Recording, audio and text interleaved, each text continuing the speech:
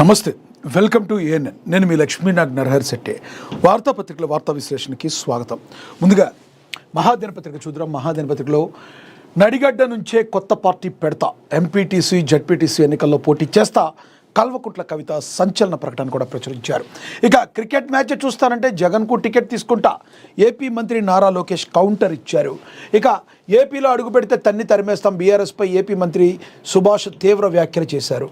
మరి అలాగే ఏపీలో కల్తీ కలకలం, కల్తీ పాలు తాగి నలుగురు మృతి, ఒక్కొక్కరికి 10 లక్షల ఎక్స్గ్రేషియా ప్రకటన, రాజమండ్రి ఘటనపై చంద్రబాబు సీరియస్, నరసాపురం వరలక్ష్మి డైరీ నుంచి పాల సరఫరా కల్తీ పాల ఘటనపై జగన్ దిగ్భ్రాంతి, బాధ్యులపై చర్యలు తీసుకోవాలనే డిమాండ్, లడ్డూ కల్తీపై నేడు అసెంబ్లీలో చర్చ, ఏపీ కౌన్సిల్లో రచ్చ మరోవైపు.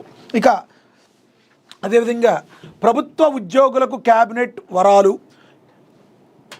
క్యాష్లెస్ ఎంప్లాయీ హెల్త్ స్కీమ్లకు ఆమోదం, రాష్ట్రంలోని ప్రభుత్వ ఉద్యోగులు పెన్షన్లకు 1.2 కోట్ల ప్రమాద బీమా, మెట్రో పూర్తిస్థాయి స్వాధీనానికి ఆమోదం, 2వ విడత త్వరగా ప్రారంభించాలని నిర్ణయం, మంజీరా ప్రాజెక్టు ఆధునీకరణకు గ్రీన్ సిగ్నల్, హెచ్ఎండిఏలోకి మరో 4 గ్రామాలు, సీఎం రేవంత్ అధ్యక్షతన 5 గంటలకు పైగా కేబినెట్ భేటీ, వివరాలు వెల్లడించిన మంత్రి పొంగులేటి శ్రీనివాసరెడ్డి. మార్చి 16 నుంచి అసెంబ్లీ సమావేశాలు, అంతకుముందు ఎన్నికల నిర్వహణపై చర్చ. ఇక క్యాష్లెస్ ఎంప్లాయీ హెల్త్ స్కీమ్ దీర్ఘకాలికంగా ప్రభుత్వ ఉద్యోగులు ఎదురుచూస్తున్న మరో కోరికను రాష్ట్ర కేబినెట్ ఈరోజు నెరవేర్చింది. ఉద్యోగుల ఆరోగ్య భద్రతకు క్యాష్లెస్ ఎంప్లాయీ హెల్త్ స్కీమ్ అమలు చేయాలని నిర్ణయం తీసుకుంది.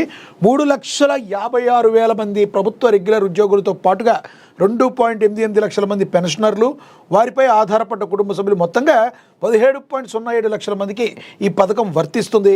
ఇకపై ప్రభుత్వ ఉద్యోగుల ఆసుపత్రుల్లో ₹1 కూడా చెల్లించకుండానే వైద్య చికిత్సలు అందుతాయి.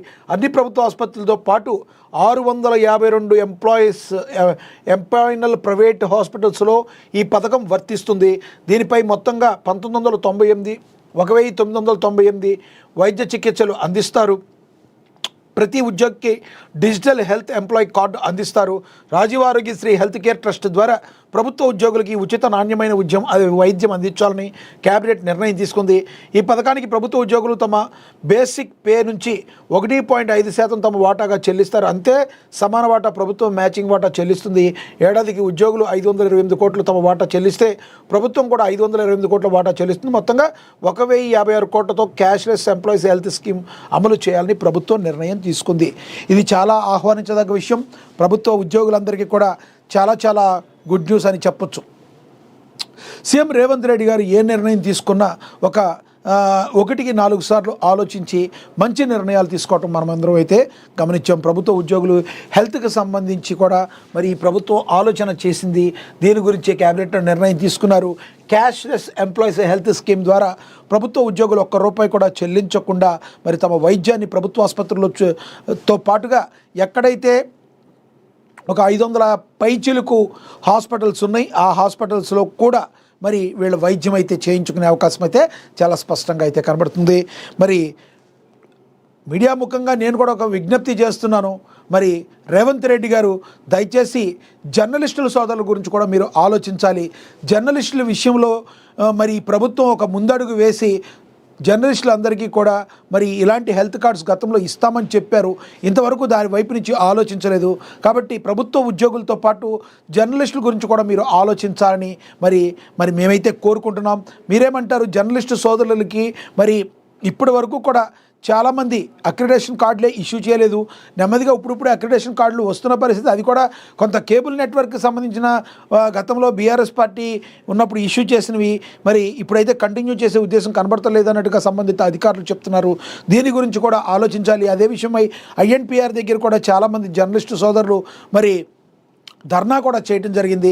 జర్నలిస్టు సోదరు గురించి ఆలోచించి వాళ్ళ కుటుంబాల గురించి కూడా కొంత ఆలోచించాల్సిన బాధ్యత మరి ప్రభుత్వం మీద ఉంది. మీరేమనుకుంటారు? కామెంట్ బాక్స్ రూపంలో కమెంట్ చేయండి. అదేవిధంగా వీళ్ళకి ఉద్యోగులకి ఏదైతే ఈ నిర్ణయం తీసుకున్నారో దీని అందరూ కూడా మనం ఆహ్వానించదగ్గ విషయం, మనందరూ కూడా అప్రిషియేట్ చేయాల్సిన దగ్గ విషయం. ఇక అదేవిధంగా నడిగడ్డ నుంచే కొత్త పార్టీ పెడతా, ఎంపీటీసీ జడ్పీటీసీ ఎన్నికల్లో పోటీ చేస్తా, కల్వకుంట్ల కవిత సంచలన వ్యాఖ్యలైతే చేశారు.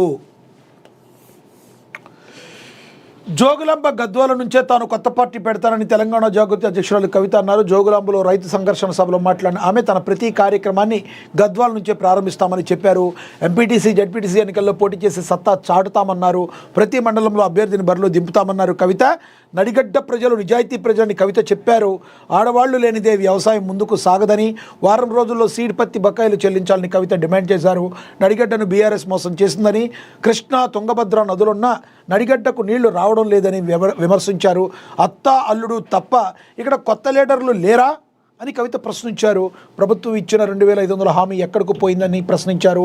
రైతన్నల కోసం జాగృతి పోరాడుతుందని చెప్పారు కవిత అస్త్రశస్త్రాలు సిద్ధం చేసుకుంటున్నారు.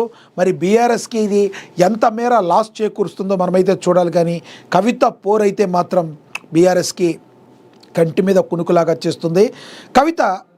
కల్వకుంట్ల కవిత తాను వాగ్దాటి కూడా బాగా ఉంటుంది, బాగా మాట్లాడగలరు. మరి ఆవిడ ప్రవర్తిస్తున్న తీరు ఈ రోజున బీఆర్ఎస్కి కొంత చేటు చేకూర్చే అవకాశం అయితే చాలా స్పష్టంగా కనబడుతుంది. బీఆర్ఎస్లో అన్న కంటే కూడా మరి బావ హరీష్ రావు మీద మరి ఆవిడ విల్లు ఎక్కిపెట్టినట్టుగా మనకైతే స్పష్టంగా కూడా కనబడుతుంది. చూడాలి మరి ఇది ఎంత దాకా వెళుతుంది అనేది.